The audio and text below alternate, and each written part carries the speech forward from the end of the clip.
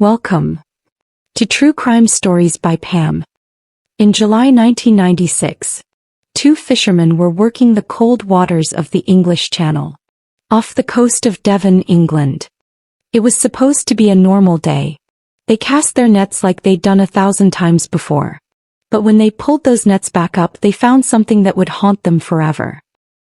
A body, badly decomposed, wearing a wetsuit. When police arrived and examined the body, they found an anchor tied to it. This was no accident. This was murder. But here's where our story really begins. On the victim's wrist was a luxury watch. Rolex. And incredibly, it was still ticking. Still keeping perfect time, even though it had been underwater, even though it was strapped to a dead man's wrist. The police had no idea yet, but this watch was about to crack open one of the most twisted cases of identity theft and murder the world had ever seen. My name is Pam, and this is the unbelievable true story of the Rolex killer. Now you might be wondering why a watch is such a big deal. Let me explain. Most watches would have stopped working immediately in the ocean. Water destroys electronics. It ruins mechanisms. But Rolex watches are built completely different. They're designed to be totally waterproof. Deep-sea divers wear them. They can go hundreds of feet underwater and keep working perfectly. When investigators found this Rolex still ticking away, they realized something incredible. They could use it to figure out when the victim died. Rolex watches have something called a power reserve. When you're wearing the watch and moving your arm, it winds itself automatically. But when you take it off and it sits still, it only runs for about 2 to 3 days before it stops. The watch also has a date window that clicks over to the next day at midnight. By checking the date showing on the watch, investigators could figure out almost the exact day this person was murdered. Every single Rolex watch ever made has a unique serial number engraved on it. And here's something most people don't know. Rolex keeps incredibly detailed records. When someone buys a Rolex, the company records exactly who bought it, when they bought it, and what the serial number is. These records go back decades. So the police had an idea. They carefully removed the watch from the victim's wrist and found the serial number.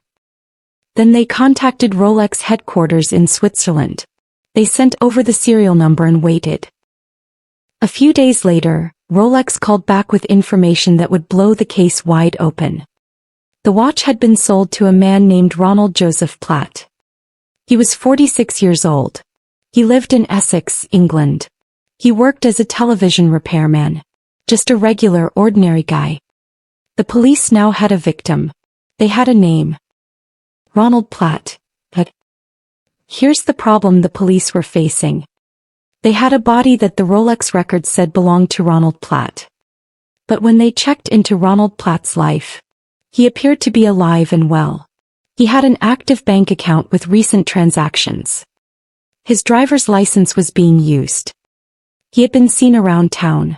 People knew him. He had a home address. Everything pointed to Ronald Platt being a living, breathing person going about his daily life in England. So how could Ronald Platt be dead in the English Channel? It didn't make any sense. The police started to form a theory. What if someone was pretending to be Ronald Platt? What if someone had stolen his identity and was living as him? Sounded crazy. Like something from a movie. But the more the investigators thought about it, the more it made sense. They needed to find this fake Ronald Platt. And they needed to find him fast. The police got Ronald Platt's last known address from the records. They drove out to a quiet neighborhood in England and watched the house. They saw a man coming and going. Neighbors said this was Ronald Platt. He lived there with a young woman he claimed was his wife. He ran a small business from home. He seemed completely normal. But the police knew better.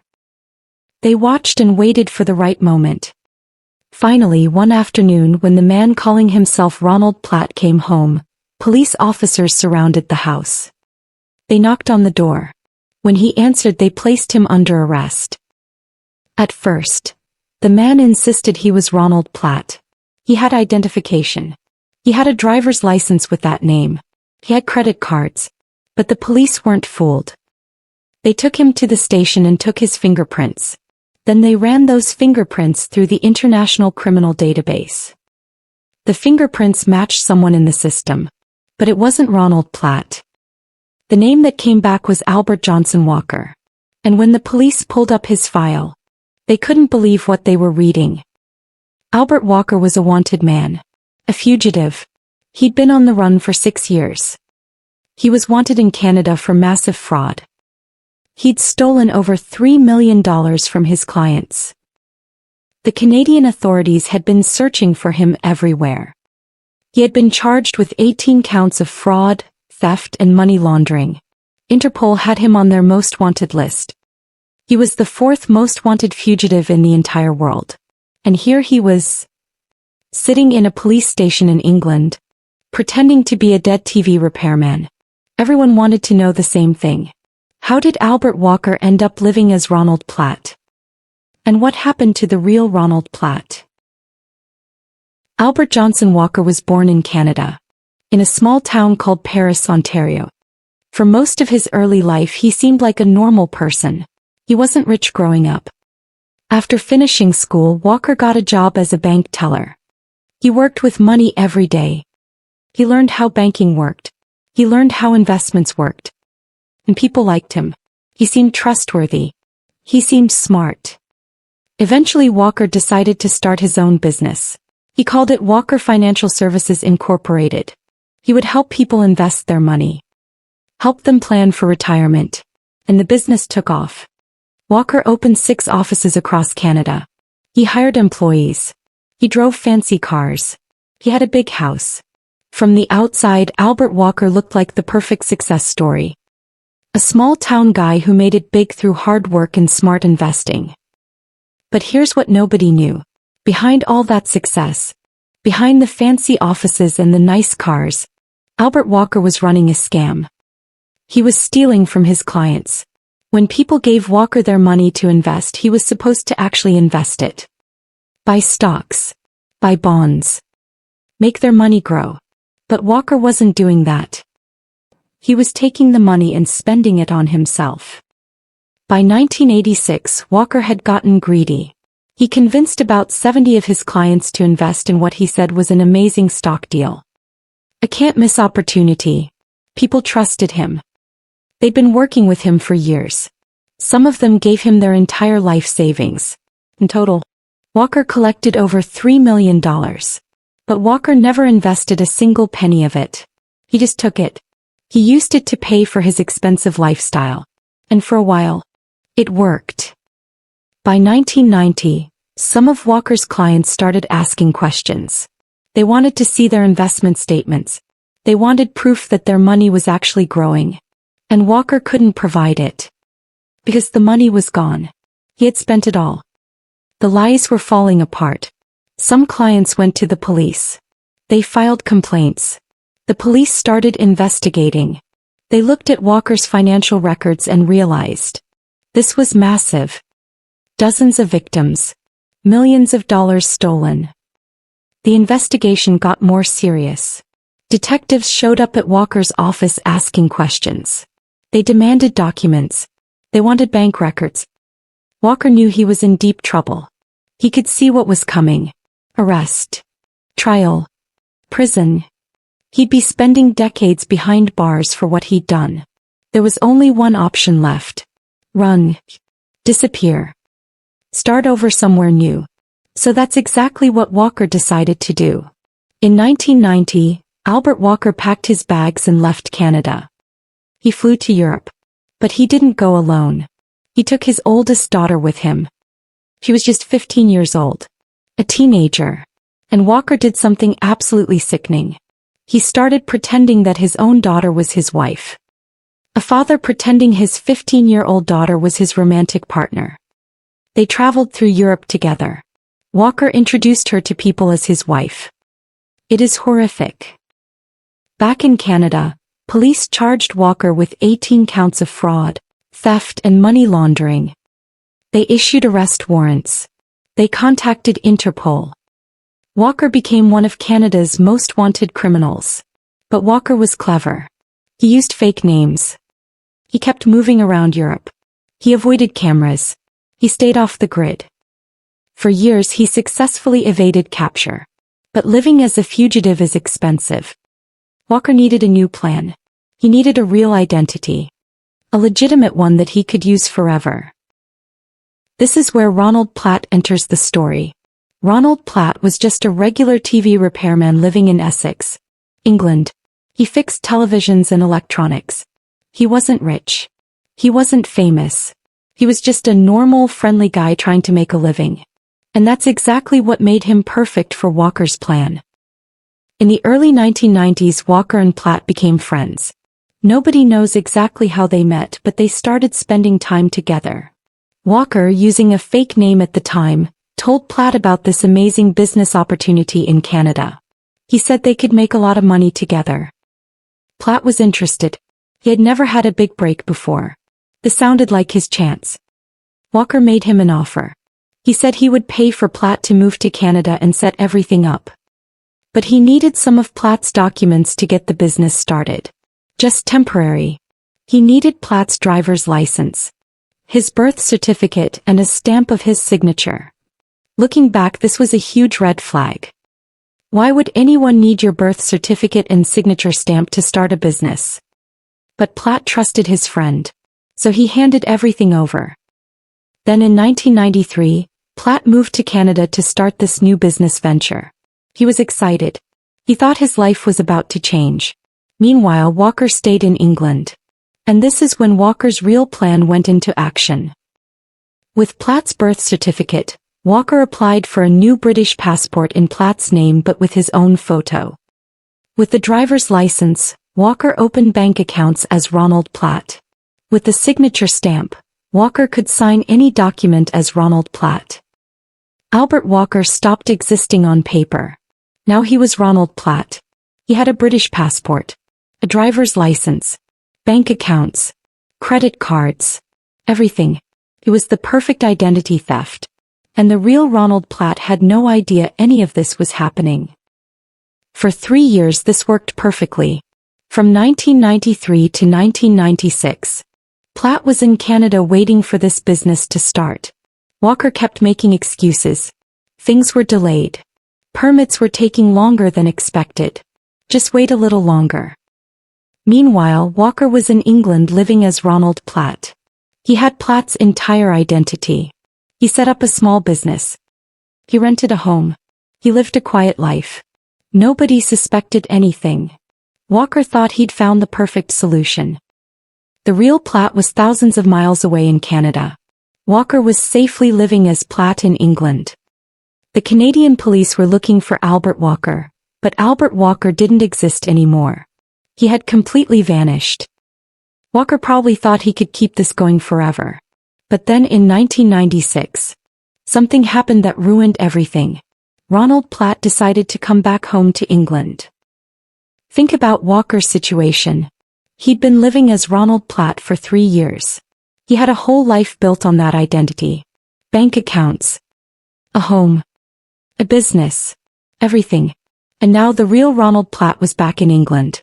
If anyone figured out there were 2 Ronald Platts, Walker's entire cover would be blown. He'd be arrested immediately. Sent back to Canada. Put in prison for decades. Walker had spent 6 years running from the law. He wasn't about to let that end now. He'd already committed fraud. He'd already fled the country. He'd already stolen someone's identity. What's one more crime? Walker made a decision. A terrible, evil decision. If Ronald Platt was back in England, then Ronald Platt had to disappear. Permanently. Walker started planning a murder. Walker came up with what he thought was the perfect plan. He would invite Platt on a boat trip.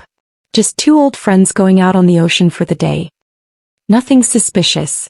Platt wouldn't suspect anything. Why would he? Walker was his friend.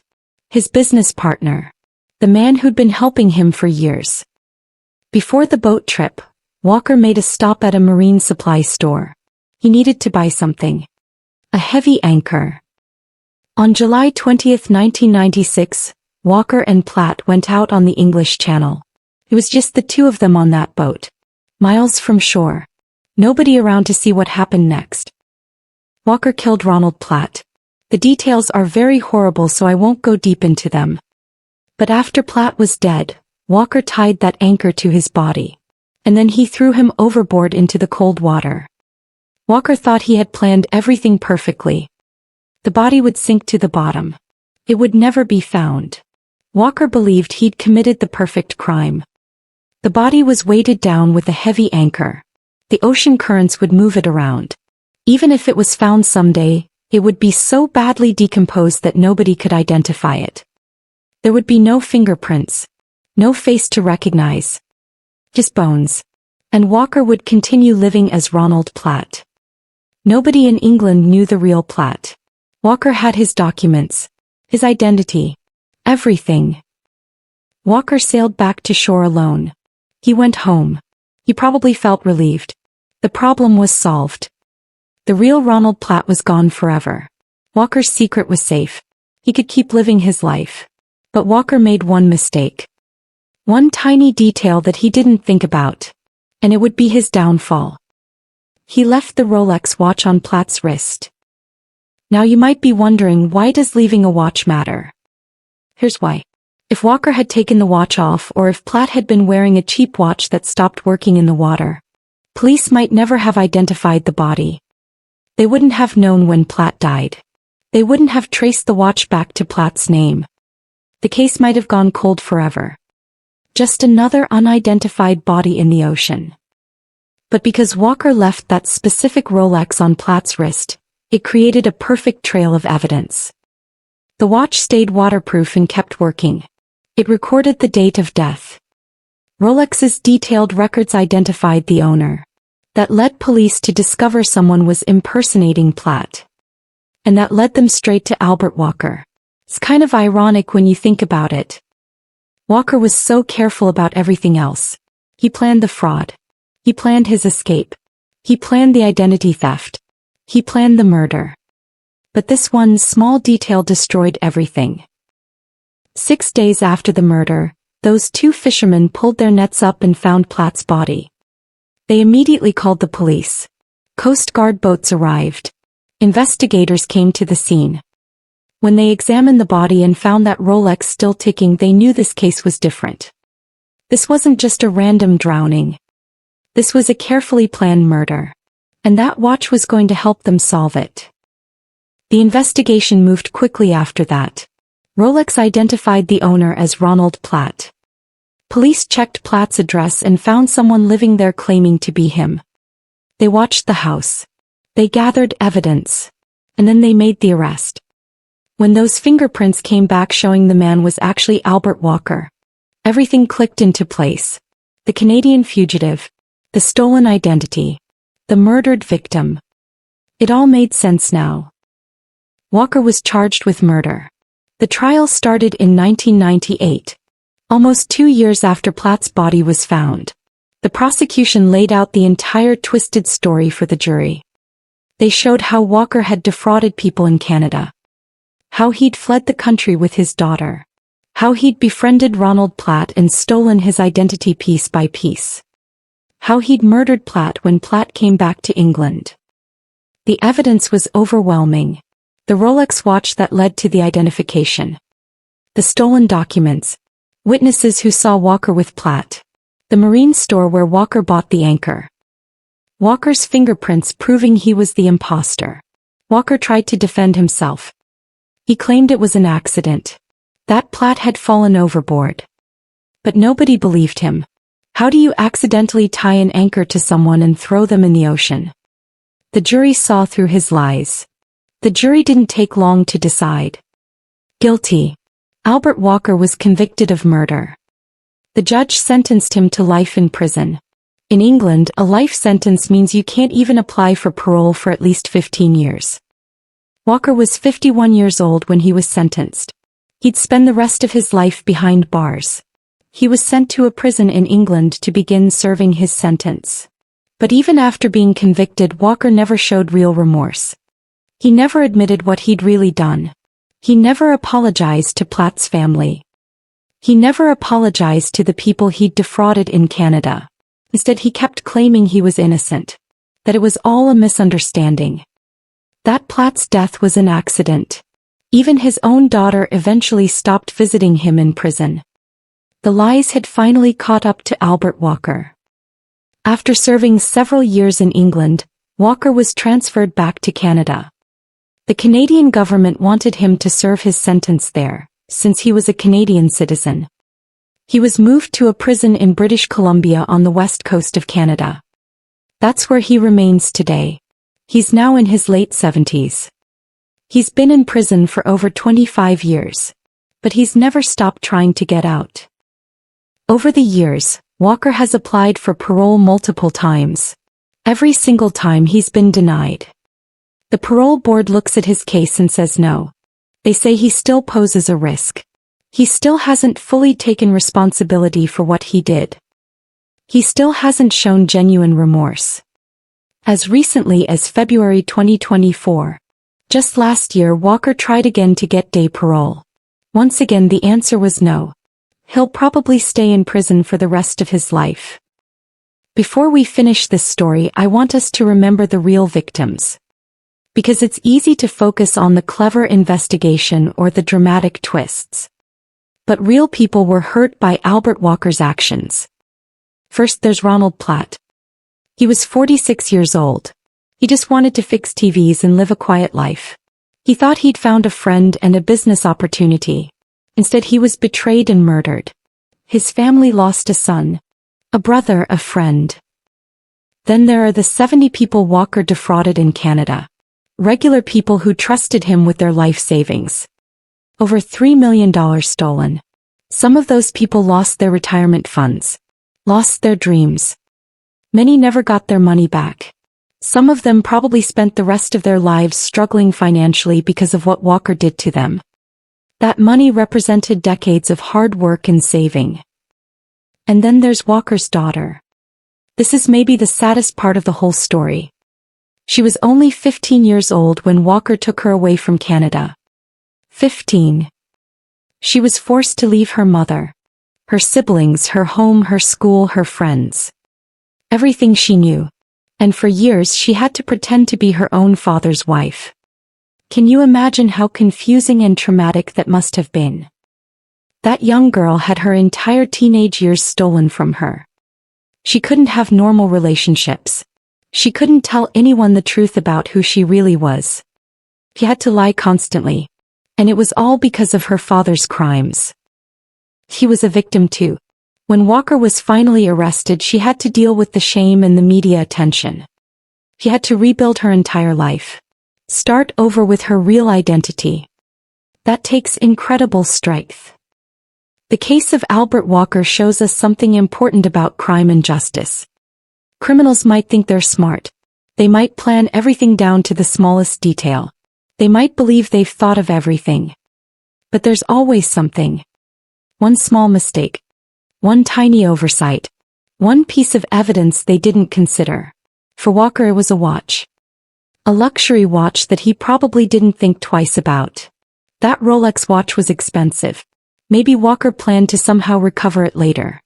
Maybe he thought the ocean would eventually destroy it. Maybe he just didn't think it mattered. But that watch kept ticking. Kept keeping time.